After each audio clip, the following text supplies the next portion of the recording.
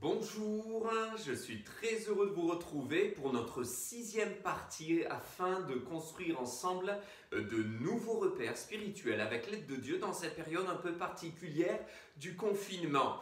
Mais nous ne sommes pas seuls, le Seigneur est avec nous et il est là pour nous aider.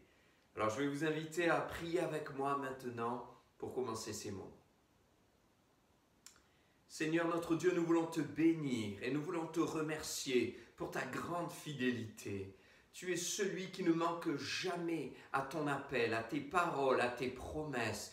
Tout ce que tu dis, tu le fais. Ce que ta bouche dit, ton bras l'accomplit. Alors nous sommes pleins de confiance lorsque nous réalisons que tu es fidèle, lorsque nous contemplons ta grande fidélité, celle dont ta parole nous dit qu'elle dure de génération en génération, qu'elle dure d'âge en âge et qu'elle demeure éternellement. Oui, Père, tu es fidèle et tu es notre ami fidèle et tendre, notre compagnon de route et de chemin. Et quelle que soit la situation dans laquelle nous sommes, quel que soit notre environnement et les circonstances qui nous entourent, nous décidons, Seigneur, de te faire confiance. Et nous voulons, avec l'aide de ton esprit, construire des repères spirituels qui nous aideront à garder le cap pour pouvoir être agréables, pour pouvoir marcher fidèlement, persévérer jusqu'à la fin, car tu viens bientôt.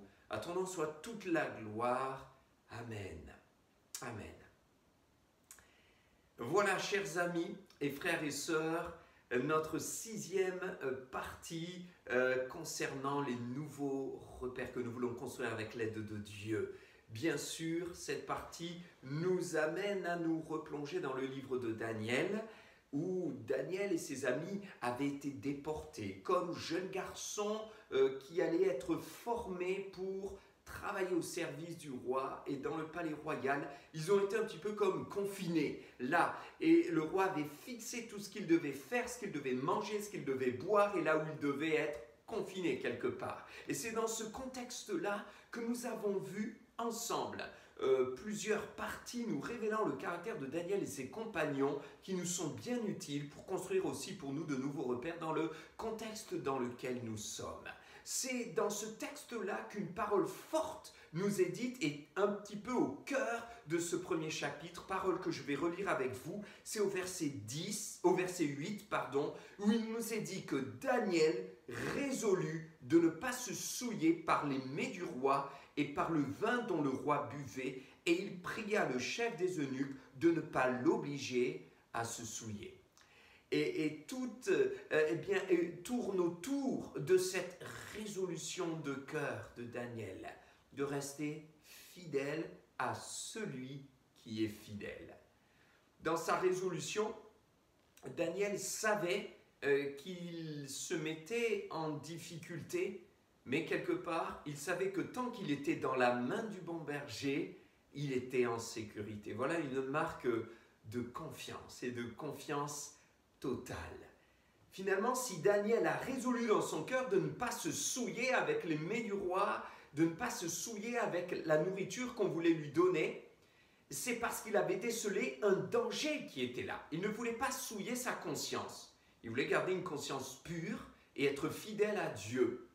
Voyez que le témoignage de Daniel est utile pour nous parce que Daniel a décelé les pièges et les dangers qui l'entouraient.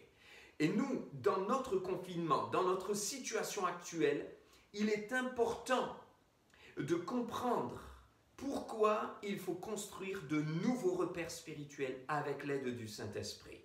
Si nous devons construire de nouveaux repères spirituels, c'est parce qu'il y a des dangers aussi pour nous à ne pas construire des repères spirituels. Les dangers du confinement sans les repères spirituels. Daniel avait su déceler les dangers qu'il y avait dans ce confinement dans lequel il était s'il n'avait pas des repères bien précis. Et bien de la même manière, nous devons déceler les différents et les divers dangers qui sont là devant nous. Pour Daniel, c'était de déplaire à Dieu, c'était de se souiller, c'était de se complaire dans les choses du monde, c'était peut-être de tomber dans une addiction, dans un vice, dans une passion qui allait l'entraîner loin de Dieu et l'amener à perdre son âme. Bien, de la même manière, nous devons veiller. Alors nous disons merci Seigneur pour l'exemple qu'il nous donne dans ce chapitre. Maintenant, par rapport à notre contexte à nous, quels sont les dangers qu'il nous faut déceler concernant le confinement? Les dangers du confinement sans repère. Nous avons parlé de l'importance du rythme, de l'équilibre. D'ailleurs, Daniel était un homme organisé, ordonné, et c'est un témoignage pour nous. On a parlé de l'importance de l'hygiène alimentaire, de l'hygiène corporelle, de l'hygiène sanitaire, et donc de ne pas manger n'importe quoi. Tenez, pour un petit peu d'humour, il y a un couple de frères et sœurs avec qui j'ai pu partager, qui m'ont dit « On a bien écouté ton message concernant les repères, le rythme, l'alimentation saine qu'on doit avoir. » Et il me dit « On a failli t'appeler pour te demander, Nathanaël, si on pouvait manger une bonne tarte tatin avec de la chantilly. » Alors voilà, je leur ai répondu pour savoir si vous pouvez la manger, ben, il me faut la goûter. Donc gardez-moi là et je la goûterai. Enfin, c'était juste une touche d'humour pour vous dire que, effectivement, l'équilibre que nous avons dans la vie spirituelle, qui a un impact sur notre équilibre sanitaire, corporel, alimentaire, nous invite à comprendre qu'il ne s'agit pas non plus de frustration et de se priver de tout. Hein. Si vous pouvez vous faire de bons petits plats de temps en temps, faites-le. Mais il s'agit bien sûr d'avoir un équilibre de manière générale et de pouvoir aussi faire attention dans tous les domaines. Et d'ailleurs, pour aller plus loin, voilà là un des dangers. Un premier danger, on va en déceler 7 ensemble, danger du confinement. Et un piège à éviter. Danger du confinement sans repère, eh bien c'est bien sûr le surpoids, la suralimentation corporelle. On vient d'en parler pendant quelques instants. Et puis il y a tout un message qui vous a déjà été apporté, hein, que j'ai pu partager avec vous. Mais j'ai envie de dire aussi le danger du surpoids et de la suralimentation spirituelle. Alors, de quoi il s'agit? De quoi est-ce que je parle? Je parle non pas d'une relation avec Dieu, mais plus de tout ce qu'on peut entendre et de tous les messages qu'on peut recevoir par YouTube, Internet, Facebook, Twitter, etc. Des prédications à droite à gauche et qui peuvent créer une forme de suralimentation spirituelle. Autrement dit, faites attention et faisons attention, mes frères et sœurs, à ce piège-là d'écouter trop de messages, de se suralimenter de prédications, d'écoute de messages audio, vidéo, de partout, parce qu'en étant confiné, c'est tellement facile d'appuyer sur le bouton, et puis dès que la prédication est finie, j'appuie sur un autre bouton, dès que la prédication est finie, j'écoute une autre prédication, puis une autre, puis celle d'un autre frère, puis celle d'un autre pasteur, puis dans une autre église, et je vais droit à gauche, manger un petit peu partout, me suralimenter, mais sans réellement m'alimenter spirituellement, sans réellement prendre le temps d'avoir une relation de profondeur avec le Seigneur. Donc faisons attention aussi à ne pas nous suralimenter dans ce domaine-là. C'est un risque et nous devons déceler ce piège-là. Au niveau des dangers du confinement et de la situation que nous vivons, nous devons aussi faire attention aux écrans. Faire les devoirs avec les enfants implique de regarder les écrans parce que les professeurs, et c'est normal, nous envoient les devoirs. Alors il faut regarder sur Internet tout ce qu'il y a à faire. Il y a ensuite un dessin animé qu'ils veulent regarder, un film, jouer aux jeux vidéo, puis regarder pourquoi pas un temps de partage biblique ou d'enseignement, mais encore une fois sur une tablette, un téléphone portable ou un ordinateur. Et finalement, sans se rendre compte, on peut tomber dans une dépendance à l'écran et aux écrans.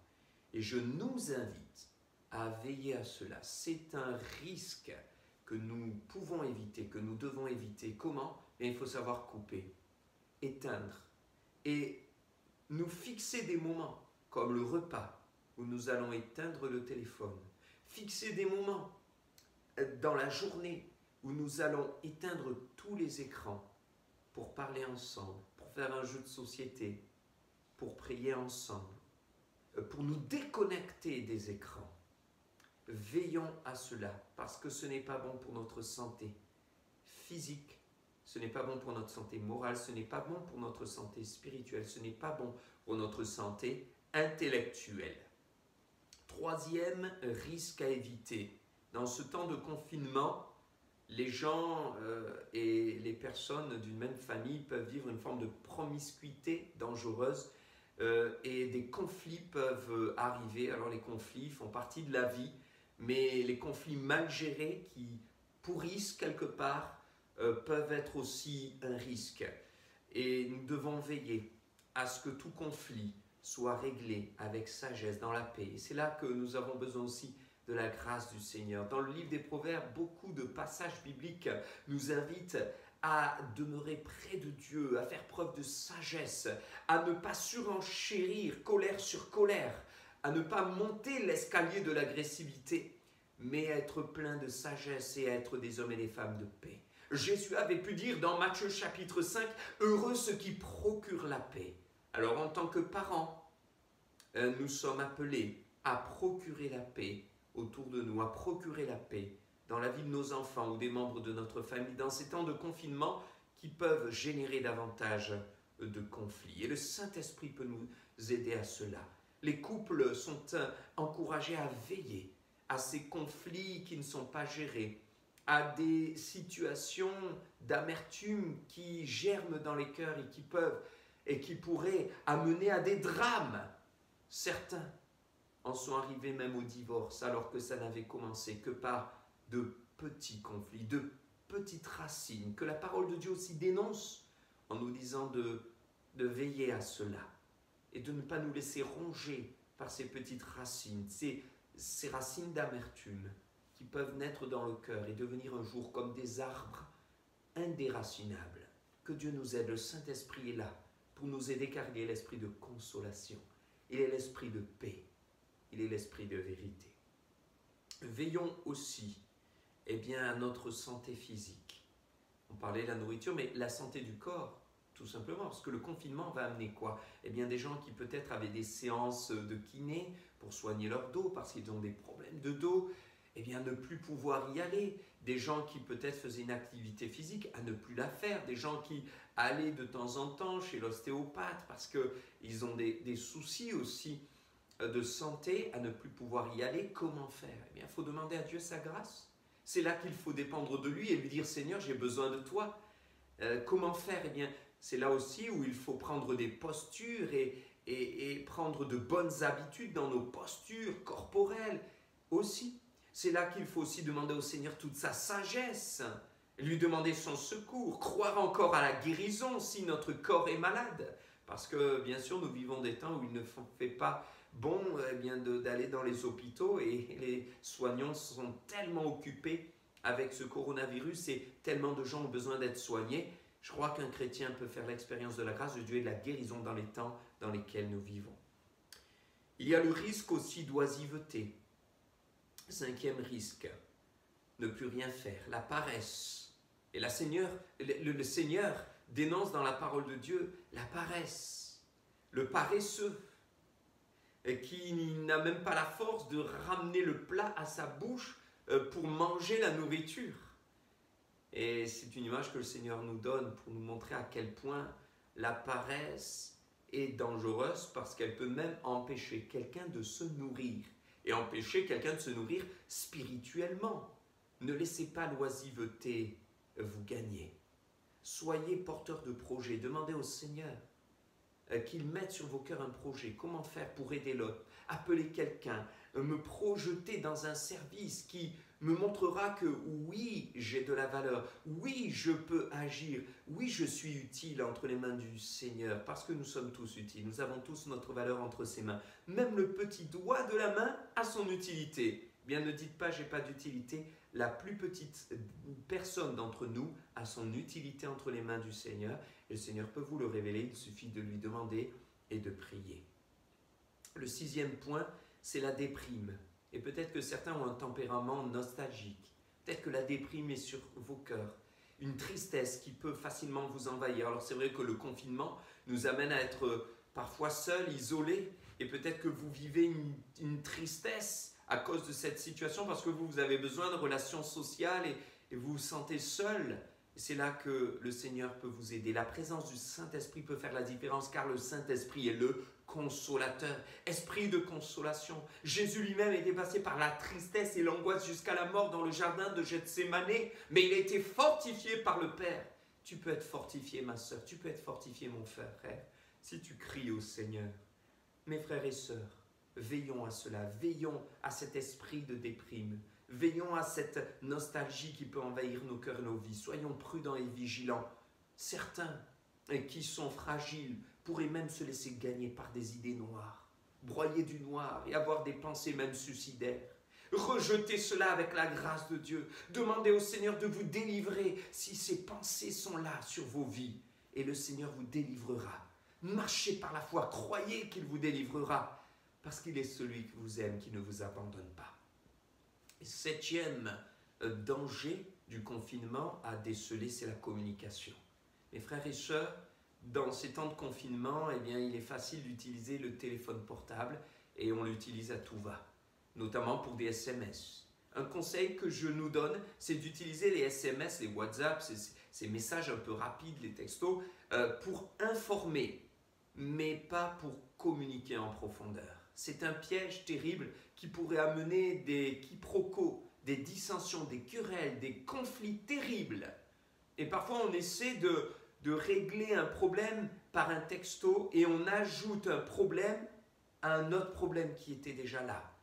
Et ça fait un surproblème et des conflits terribles qui auraient pu être finalement réglés par une discussion directe. Alors mes frères et sœurs, prenez votre téléphone et parlez. Si la situation est une situation sérieuse, grave, ou si ça nécessite vraiment une discussion avec la personne parce qu'il y a eu un malentendu ou un conflit, cela ne se règle pas par SMS. C'est un danger. On a un exemple biblique, en tout cas je le prends comme cela, et c'est une application que je vous invite simplement à méditer avec moi en quelques instants. C'est dans le 2e livre de Samuel. Vous savez, Absalom, le fils de David, s'était ligué contre lui avec toute l'armée d'Israël. Et à ce moment-là, le peuple d'Israël était donc du mauvais côté, il voulait tuer David. Et David est avec ses gens et ses vaillants. Et il est obligé, bien que malheureux, d'aller au combat contre son fils Absalom. Alors il dit à Joab, le chef de son armée, « Fais attention, s'il te plaît, au jeune Absalom, mon fils. » Ainsi Joab, Itaï et Abishai ont entendu de la part de David cette injonction qui va être relayée d'ailleurs dans les rangs de l'armée de David qui va devoir combattre contre l'armée d'Israël. Et ainsi au combat, l'armée de David va remporter la victoire et Israël va s'enfuir. Et à ce moment-là, Absalom, qui avait une grande chevelure, va se retrouver coincé dans un térébinthe. Et l'âne sur lequel il était, un mulet plus précisément, va continuer sa course et il se retrouve attaché aux branches de l'arbre. Et un jeune homme va arriver et ne va pas le tuer parce qu'il connaissait la parole de David. Faites attention à mon fils Absalom. Par contre, Joab va le tuer avec 3 javelots qu'il va lui enfoncer. Et c'est ainsi que 2 personnes, Achimath et Cushi, vont aller donner une nouvelle à David. Et je les identifie un peu comme des SMS vivants, parce que vous savez, c'était leur rôle à l'époque. Il y avait des hommes qui avaient un rôle de donner un message, d'apporter un message. En l'occurrence ici, il y a Achimath et Cushi. Et Achimath demande à Joab, laisse-moi porter la bonne nouvelle au roi David que nous avons gagné et que toute l'armée d'Israël s'en est enfuie. Mais Joab connaît David et il sait que la joie de la victoire dans le cœur de David sera bien faible à côté de la peine de la mort de son fils. Parce qu'il savait que David était un homme selon le cœur de Dieu. Et que malgré que Absalom ait été extrêmement méchant vers son père David, et lâche, n'ayant aucune reconnaissance, et même cruel, voulant le tuer, il savait que David aimait son fils. Alors il dit à Achimath, non, ce n'est pas ton rôle. Toi, tu es là pour annoncer les bonnes nouvelles. Alors non, on va envoyer Cushi. Et Cushi va annoncer la nouvelle. Alors Cushi part pour annoncer la nouvelle de la victoire, mais de la mort de Absalom. Or, Achimath, c'est là, il presse, Joab, mais laisse-moi, mais je veux apporter cette bonne nouvelle de la victoire, parce que Achimath ne voit que la victoire, il ne pense pas au cœur du papa David. Alors, Joab finit par dire, tu veux courir? Eh bien, vas-y. Et Achimath prend un raccourci, il passe par les plaines, et il arrive avant Cushi. Alors, la sentinelle voit un messager arriver, et il dit à David, il y a un messager. Voyant la démarche, et puisqu'il avait l'habitude, bien sûr, de ceux qui apportaient la nouvelle, il dit, eh bien, c'est Achimath. Alors David est rassuré, et il est trompé. Et oui, il est trompé par ce SMS vivant. Parce que David dit, ah, Achimath, c'est un homme de bien, c'est un homme qui apporte une bonne nouvelle. Alors il lui demande quelles sont les nouvelles, et Achimath dit, tout va bien, ton armée a gagné, et Israël s'en est enfui. Israël le rebelle à Dieu dans ce temps-là. Mais David pose la question, comment va mon fils? Et Achimath lui dit, eh bien, je ne sais pas, il y a eu un attroupement, je ne peux te dire. C'est ainsi que Cushi arrive. Et la sentinelle dit, un autre homme arrive, avec une autre démarche chez Cushi. Et Cushi apporte lui un autre type de nouvelle. Alors David lui dit, comment va mon fils Absalom? Et Cushi lui dit, eh bien, que tes ennemis soient comme ton fils. Et c'est ainsi que David comprend qu'il est mort, et qu'il part plein d'émotions, le cœur brisé, pour pleurer. Voyez, David a été trompé par un SMS vivant. Achimath a voulu insister pour annoncer la nouvelle. Achimath a insisté pour apporter une nouvelle, alors que Joab lui avait dit non. Et il était pressé. Et ce n'était pas son rôle parce que David allait avoir le cœur brisé. Et David a été trompé. Quel ascenseur émotionnel terrible de passer de la joie de croire que tout va bien à finalement la tristesse de savoir que son fils est mort.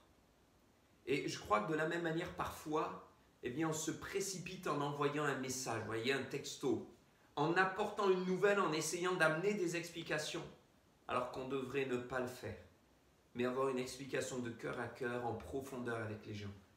Voyez, c'est un enseignement que nous donne le Seigneur. Évitons ces pièges-là et ayons de la sagesse dans ces temps de confinement. Dans le verset 15, eh bien, il nous est dit, dans le chapitre 1er du livre de Daniel, qu'au bout de 10 jours, alors que Daniel et ses compagnons avaient été éprouvés, ils avaient meilleur visage et plus d'embonpoint que tous les jeunes gens qui mangeaient les mets du roi. Ainsi, Daniel avait pris cette résolution de ne pas se souiller avec les mets du roi.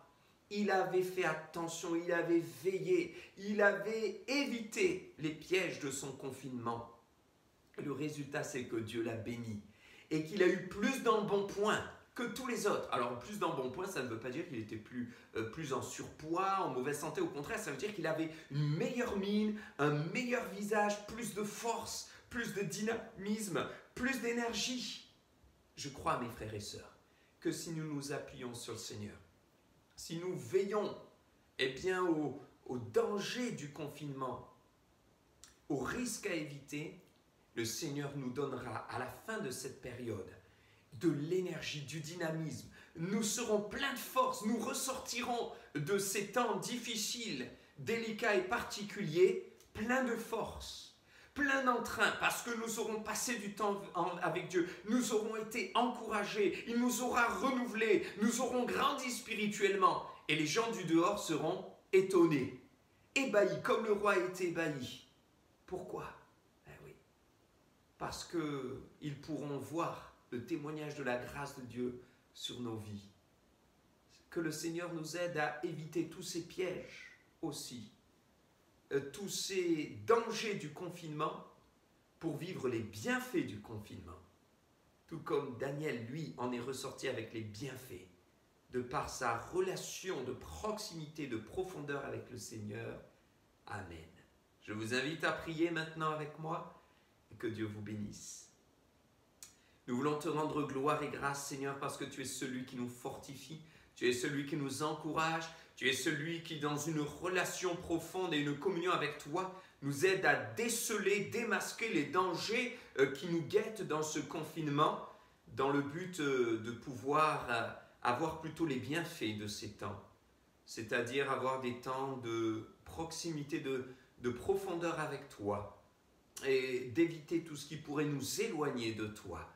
Merci Seigneur de nous donner de la sagesse dans nos relations les uns avec les autres, de la sagesse dans notre rythme de vie, de la sagesse dans nos emplois du temps, de la sagesse dans notre manière d'aborder les situations de nos vies, de la sagesse avec les uns avec les autres et de pouvoir rester près de ton cœur, de te demander toute ton aide dans toutes les tâches de notre quotidien. Et par le Saint-Esprit, qui est notre consolateur, eh bien nous serons fortifiés, encouragés pour déceler les pièges de l'adversaire et être plus que vainqueurs par celui qui nous fortifie. Je prie pour cela dans la vie de mes frères et sœurs et j'y crois de tout mon cœur au nom de Jésus. Amen. Amen. Soyez puissamment bénis et à très bientôt.